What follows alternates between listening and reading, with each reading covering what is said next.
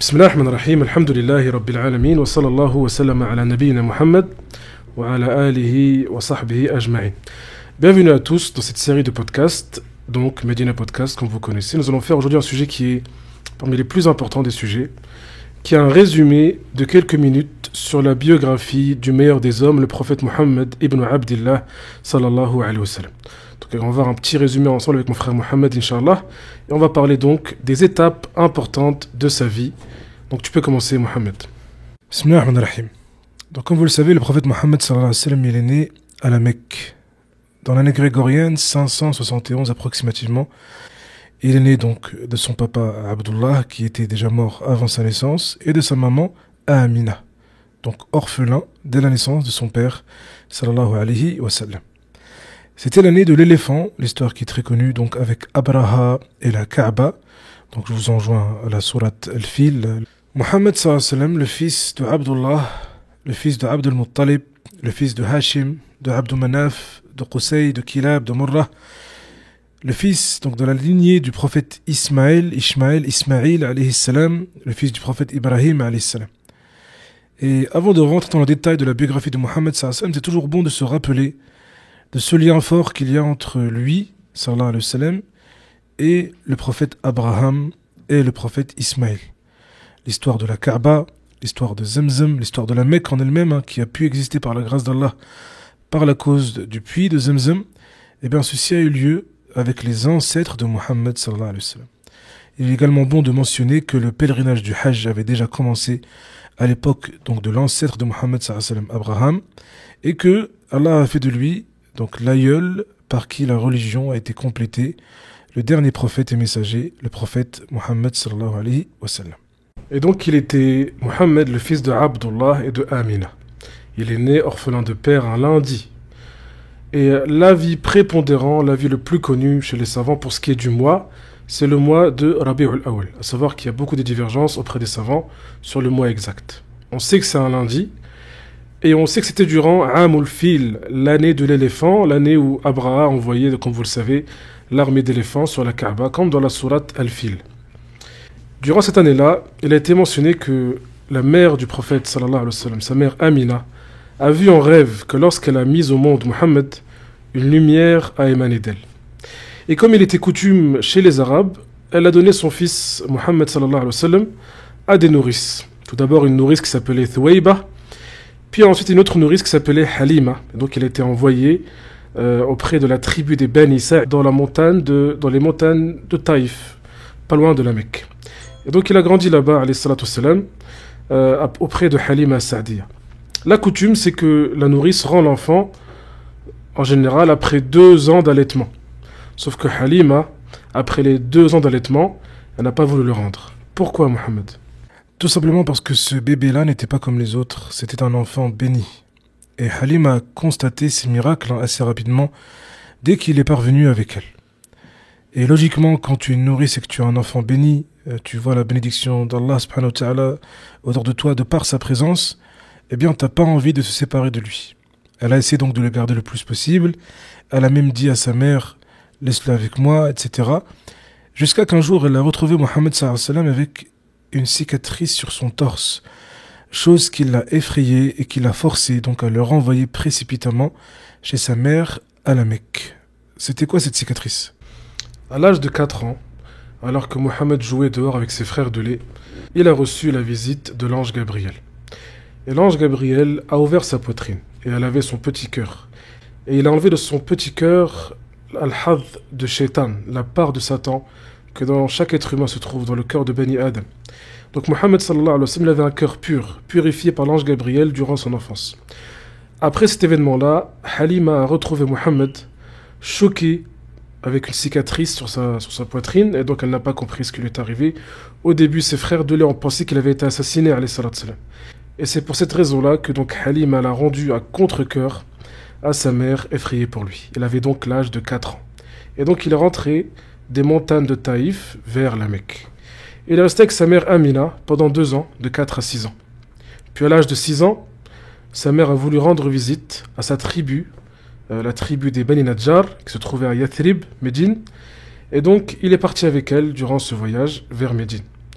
Sauf que sur la route de retour, qaddarallahu wa ma sha'a fa'al, il s'est passé un incident qui a été l'un des plus tristes pour Mohammed sallallahu alayhi wa sallam. L'incident de la mort de sa mère. Alors le prophète sallallahu alayhi wa sallam était donc dans la route du retour avec sa mère et puis soudainement elle est morte de cette maladie qu'elle a eue lors de ce séjour à Médine. Initialement, il était pris en charge par Baraka, qu'on appelle également Ayman, et donc sous la tutelle après cela de son grand-père Abdul Muttalib. Cet homme ici qui avait d'ailleurs avisé son fils, le frère à son papa, Abu Talib, que lorsque je mourrai, ce sera toi qui seras responsable de Muhammad sallallahu alayhi wa sallam. Et 2 ans plus tard, à l'âge de 8 ans, le prophète a également perdu son grand-père. C'est là que son oncle Abu Talib l'a pris en charge. Et pour voir que déjà les épreuves commencent. En tant qu'enfant, le prophète sallallahu alayhi wa sallam est déjà extrêmement éprouvé. Et ceci est normal pour les prophètes. Le prophète a dit, alayhi salatu salam, dans le sens que si Allah il est ma serviteur, Allah il l'éprouve. Et les prophètes, étant les plus aimés d'Allah, en conséquent, sont les plus éprouvés par Allah. Et cette épreuve, ce n'est pas un mal. Si tu es avec Allah, c'est un bien. Car c'est une source d'élévation auprès d'Allah, de grande récompense auprès d'Allah, une source de pardon de péché. Et des narrations mentionnent que celui qui n'aura pas été éprouvé ici-bas, lorsqu'il verra la récompense des éprouvés, il aura souhaité que sa peau lui aurait été arrachée dans ce bas monde, par envie de la récompense des éprouvés. Donc l'épreuve, quand tu es avec Allah, c'est un bien, ce n'est pas un mal. Et puis on sait également ici que l'épreuve, c'est une chose qui forge la personne. Ici, on peut voir que malgré ces épreuves-là, il n'était pas tout seul, mais il n'était pas abandonné. À chaque fois, Allah subhanahu wa ta'ala lui mettait dans des circonstances qui étaient tout de même assez bonnes pour lui. En l'occurrence, son oncle prenait soin de Mohammed sallallahu alayhi wa sallam. Ne le laissait pas seul, ne l'abandonnait pas à la Mecque, à tel point que lorsqu'il a voulu voyager à ses 12 ans, dans la grande Syrie, donc dans le Levant, la région du Cham, pour faire du business, il n'a pas voulu le laisser tout seul, il l'a ramené avec lui. Et d'ailleurs, dans ces voyages-là, c'est la fameuse rencontre qu'ils ont eue avec Bahira le moine. C'est quoi cette histoire-là, avec Bahira le moine ? Et donc à l'âge de 12 ans, il est parti avec son oncle vers ce voyage, vers la grande Syrie, le Cham, et durant ce voyage, il y a des narrations, alors elles ne sont pas authentiques, mais elles sont très connues auprès des gens, c'est que des miracles, des choses anormales se sont produites. Ils ont vu par exemple qu'un nuage suivait Mohammed sallallahu alayhi wa sallam, le couvrant du soleil le long du trajet. Également, lorsqu'ils sont mis sous un arbre, ils ont vu que les branches de cet arbre ont bougé pour couvrir Mohammed du soleil sallallahu alayhi wa sallam. Et également l'événement de Buhayra ou Bahira, ce moine parmi les gens du livre, qui a vu chez Mohammed sallallahu alayhi wa sallam le sceau de la prophétie. Alors il avait une tache sur son dos, entre ses 2 épaules, plus proche de l'épaule gauche. Cette tâche était mentionnée dans les révélations précédentes. C'est pour cela que Salman le Perse, Al-Farisi, avant de se convertir, a demandé de voir le sceau de Mohammed sallallahu alayhi wa sallam sur son dos. Donc c'était un sceau, une marque qui était mentionnée dans les précédentes révélations avant qu'elle ne soit falsifiée et modifiée. Il faut savoir bien évidemment que les chrétiens à cette époque-là, c'était environ une 500aine d'années après Jésus, ça n'a pas été aussi déformé que ça ne l'est à notre époque. Et il y avait des gens qui avaient justement cette science de la venue d'un prophète après Jésus, des signes particuliers à son sujet, tels ces taches qu'il avait sur son dos, sallallahu alayhi wa sallam. Et donc après ce voyage, il est rentré à la Mecque, sallallahu alayhi wa sallam, il a commencé à travailler, à participer à la vie sociale de la Mecque comme tout le monde, et il a également commencé à se faire connaître de par son comportement, sallallahu alayhi wa sallam. Alors bien sûr, il était connu à la Mecque pour être as-sadiq, le véridique. Et il n'a jamais menti. Al-Amin, le digne de confiance, sallallahu alayhi wa sallam. Les gens l'aimaient, le respectaient. Cette réputation s'est propagée très rapidement et elle est arrivée aux oreilles d'une femme parmi les plus nobles femmes de Quraysh, notre mère Khadija, la fille de Khuwaylid. Et Khadija, la fille de Khuwaylid, a voulu que cet homme, Al-Amin, alayhi salatu salam, travaille pour elle, ce qu'elle a accepté. Et plus elle l'a connu, plus elle s'est attachée à lui. Et on sait que c'est elle qui a commencé les causes du mariage. À l'âge de 25 ans, il a marié sa première épouse, Khadija, la fille de Khuwaylid. Une femme veuve parmi les nobles de Quraysh. Et c'est la seule femme avec qui le prophète sallallahu alayhi wa sallam est resté pendant 24 ans. C'est la seule femme qui n'avait pas de coépouse. Donc il est avec Khadija de 25 à 49 ans. Et c'est la seule épouse avec qui il a eu des enfants, sallallahu alayhi wa sallam. Combien d'enfants a-t-il eu avec Khadija ? Il a eu 4 filles et 2 fils avec Khadija radiallahu anha. Et ça, c'est un honneur. Ça remonte l'importance de cette femme-là à ses côtés, sallam, et la vie qu'ils ont vécue ensemble. Et on sait d'ailleurs ici que il l'a mentionné toujours en bien, même après sa mort, radiallahu anha wa ardaha. Et on sait également ici que dans les événements qui ont eu lieu dans cette période-là où il était avec Khadija, c'est que les Quraysh ont décidé de reconstruire la Kaaba. Un événement historique, ça n'arrive pas tous les jours. Et malgré le fait que c'était des polythéistes, il leur restait tout de même un petit héritage de ce qui avait été resté depuis l'époque d'Abraham, en l'occurrence ce respect qu'ils vouaient tout de même à la Kaaba. Et chaque tribu prenait ça très au sérieux, ramenait sa pierre à l'édifice, il a pris part à cela également, sallallahu alayhi wa sallam, jusqu'à que resta la pierre noire. Donc cette pierre ici qui est connue, descendue du paradis, qui s'est noircie de par la cause des péchés des gens. Alors, les Quraysh ont failli s'entretuer. Et on sait que l'un des sages a dit, faisons de la prochaine personne qui va rentrer par cette porte-là, celui qui va trouver la solution à ce dilemme. Et là, tu as Mohammed sallallahu alayhi wa sallam qui rentre, sans savoir ce qui se passait. Et direct, lorsqu'ils l'ont vu, ils l'ont acclamé par ce nom vertueux, ils ont dit Al-Amin, le véridique. La solution qui était assez simple, de mettre la pierre noire sur un tissu que chaque tribu tirait, c'est comme ça qu'ils se sont sentis investis. Et lorsqu'ils sont arrivés face à la Kaaba, eh bien, c'est Mohammed sallallahu alayhi wa sallam lui-même qui a remis la pierre noire à sa place. Un événement plein de sens, qui nous montre également comment Allah il fait les choses parfaitement. Et à partir de cette histoire-là, il est devenu encore plus populaire parmi les siens. C'était lorsqu'il avait 35 ans, quelques années seulement avant la révélation qu'il a eue, sallallahu alayhi wa sallam. Et donc, à 35 ans, il a fait la paix entre les différentes tribus arabes des Quraysh à la Mecque, sallallahu alayhi wa sallam. Sauf que malgré cette belle chose, on sait que les Quraysh étaient païens, pour la vaste majorité d'entre eux. Et Mohammed sallallahu alayhi wa sallam n'a jamais été païen. Mohammed sallallahu alayhi wa sallam n'a jamais adoré une idole. Il savait très bien, avant la révélation, que Allah était le seul à être adoré et le seul qui mérite l'adoration, sallallahu alayhi wa sallam. On sait que les Quraysh faisaient n'importe quoi dans les rituels païens. Ils faisaient le tawaf sans vêtements autour de la Kaaba en criant des noms. Donc il y avait des rituels catastrophiques. Et donc ils trouvaient dans une caverne, la caverne de Hira, qui se trouvait à environ 6 km de la Kaaba, en haut de la montagne de An-Nour, Jabal An-Nour, ils trouvaient une tranquillité et une sérénité dans cette caverne-là. Il allait souvent là-bas, sallallahu alayhi wa sallam. Il est resté là-bas de longues heures en prière, sallallahu alayhi wa sallam. Et son épouse, la noble Khadija, lui ramenait à manger jusqu'à la caverne, qu'Allah soit satisfait d'elle. Sauf que, à l'âge de 40 ans, il s'est passé une chose qui a changé le monde. C'est à partir d'ici qu'Allah subhanahu wa ta'ala envoya l'ange Gabriel alayhi salam avec les 5 premiers versets du Coran, les 5 premiers versets de Surat Al-Alaq.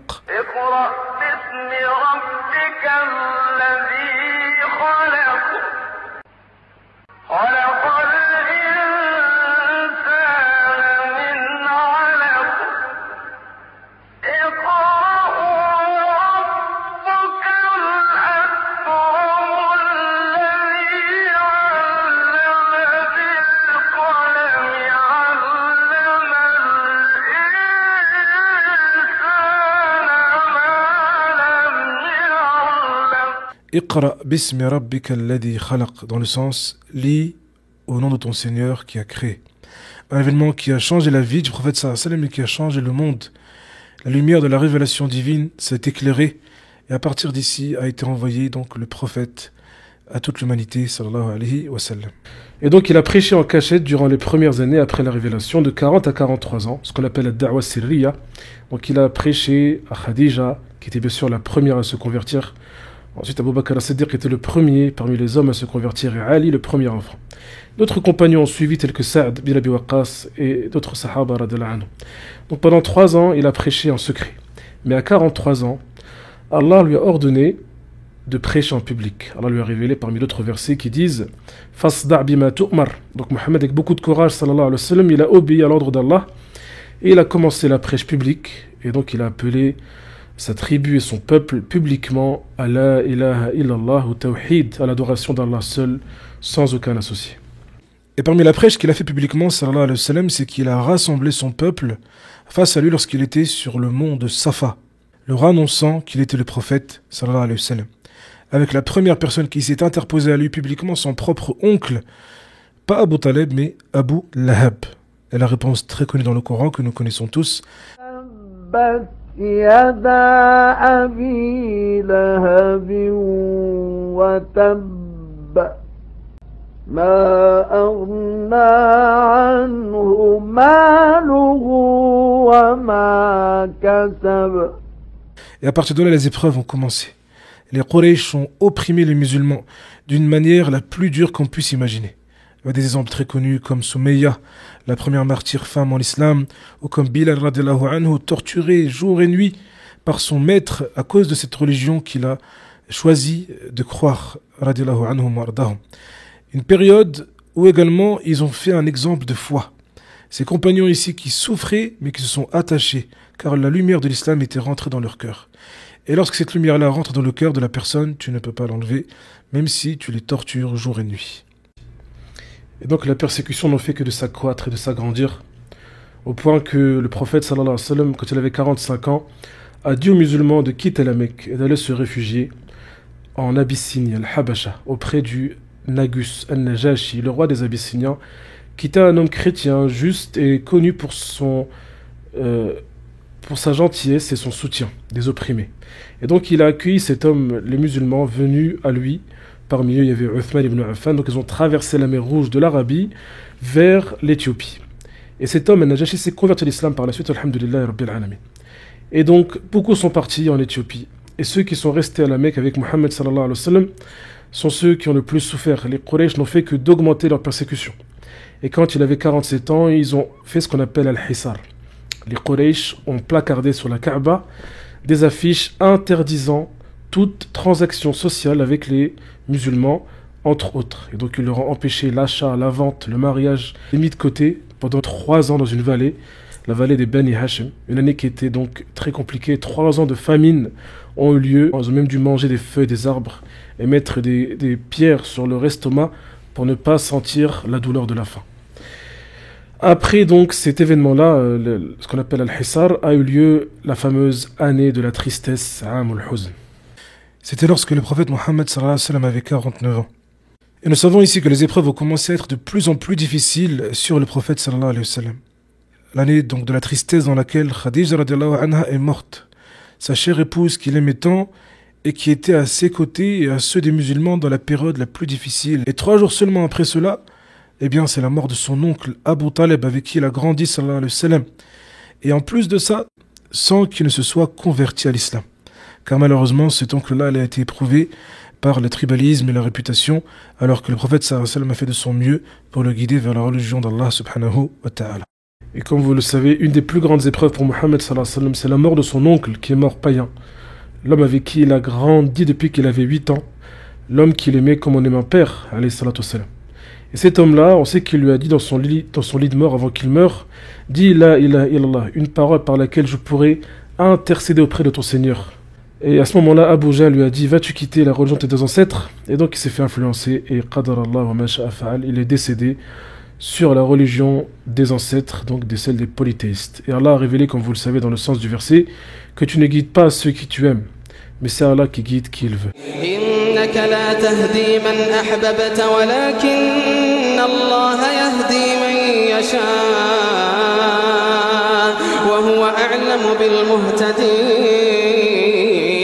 Une très grande épreuve pour Mohammed sallallahu alayhi wa sallam.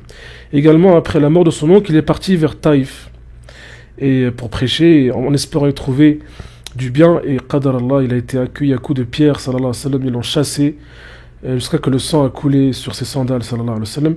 Et bien sûr l'ange lui a demandé voulait-il que les montagnes s'effondrent, et le prophète sallallahu alayhi wa sallam n'a pas voulu le mal à ces tribus-là. Au contraire, il a espéré que dans leur descendance il y aurait des gens qui suivraient l'islam, et c'est le cas alhamdulillah. Aujourd'hui à Taïf vous avez que des musulmans par la grâce d'Allah. Le prophète Mohammed sallallahu alayhi wa sallam a été questionné sur le moment le plus difficile de sa vie, et il a répondu dans le sens l'événement qu'il a eu justement à Taïf alayhi salatu wassalam. Et on sait également ici qu'avec la difficulté vient la facilité. Et dans cette période-là, très rapidement, on commence à avoir lieu de très grands miracles, comme par exemple l'Isra wal Mi'raj. Le voyage ici, donc, de la Mecque vers Jérusalem, et ensuite de Jérusalem vers les cieux. C'était lorsqu'il avait 50 ans, sallallahu alayhi wa sallam, ce voyage-là où il a prié avec les prophètes, où la prière est devenue d'ailleurs obligatoire.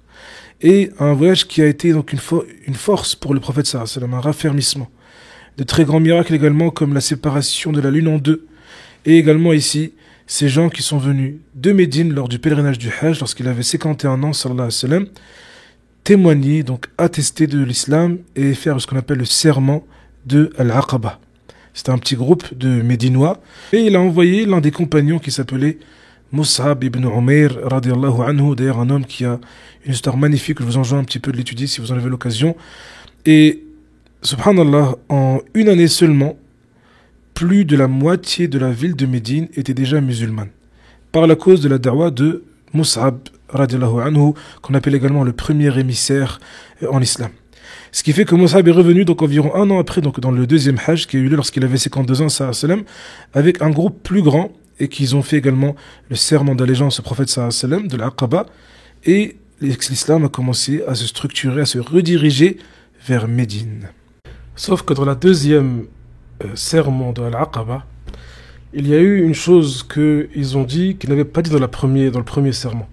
Ils avaient dit qu'ils protégeraient Mohammed sallallahu alayhi wa sallam, comme s'il faisait partie de leur propre tribu. Et donc là, il faut savoir que les Arabes étaient des gens très tribaux. Lorsqu'une tribu te protégeait, tu étais en force. Et donc Mohammed sallallahu alayhi wa sallam était protégé maintenant par des tribus de Médine. Ce qui a ouvert indirectement la porte à la hijra du prophète sallallahu alayhi wa sallam. Lorsque les Quraysh ont vu son influence grandir de plus en plus, et qu'ils ont entendu parler donc de ces conversions des gens en grand nombre, ils ont planifié le plan ultime, qui est donc d'assassiner Mohammed sallallahu alayhi wa sallam, sauf que leur plan était fait en sorte que son assassinat ne cause pas de guerre tribale. Donc ils ont organisé que plusieurs personnes de plusieurs tribus donnent un coup de manière simultanée à ce qu'ils soient tués par toutes les tribus et non pas par une seule tribu. Mais bien sûr, alhamdulillah, leur plan est tombé à l'eau et Allah subhanahu wa ta'ala a informé Mohammed sallallahu alayhi wa sallam de leur plan, et c'est là qu'a eu lieu le voyage qui a changé le monde, la hijra du prophète sallallahu alayhi wa sallam, le voyage donc avec son compagnon Abu Bakr as-Siddiq de la Mecque vers Médine.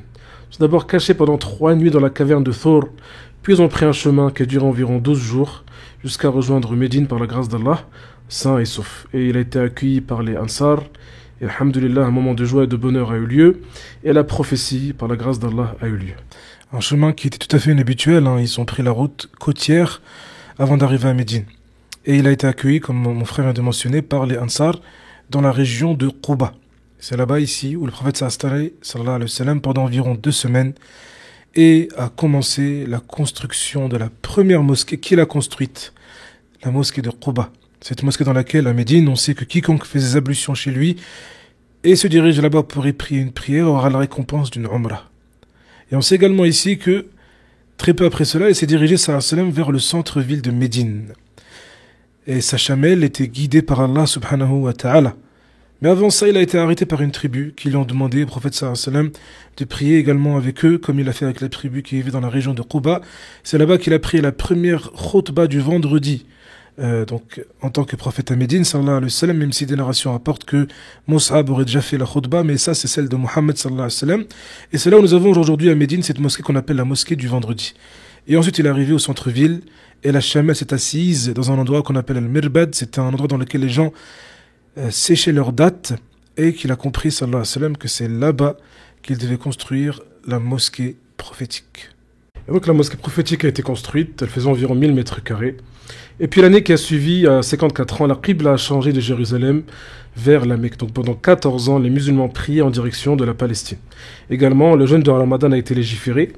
Et durant le mois de Ramadan, le 17e jour en particulier, a eu lieu la première grande bataille entre le prophète Mohammed sallallahu alayhi wa sallam et les Quraysh, les païens des Quraysh, la bataille de Badr, qui était une grande victoire. On appelle ce jour-là Yawm al-Furqan, lorsqu'Allah a envoyé des anges pour aider les musulmans contre, bien sûr, donc les païens, la victoire de la bataille de Badr. Et comme vous le savez, le prophète sallallahu alayhi wa sallam, il a beau avoir quitté la Mecque, les Quraysh ne l'ont pas quitté. Donc les batailles se sont enchaînées, son propre peuple, sa propre tribu l'ont combattu, sallallahu alayhi wa sallam, à 55 ans. La deuxième grande bataille, la bataille de Uhud, qui est une grande épreuve, lorsque plus de 70 martyrs sont décédés, parmi eux Hamza, l'oncle du prophète sallallahu alayhi wa sallam, et il a été blessé, le prophète lui-même, sallallahu alayhi wa sallam, au point que le sang a coulé sur son visage et que il a brisé une de ses dents et que des anneaux sont rentrés dans sa joue, sallallahu alayhi wa sallam. Une année très éprouvante, la bataille de Uhud. Et puis d'autres batailles ont suivi, la bataille des coalisés, etc. Et à 60 ans a eu lieu le point tournant, la conquête de la Mecque qui a eu lieu sans combat.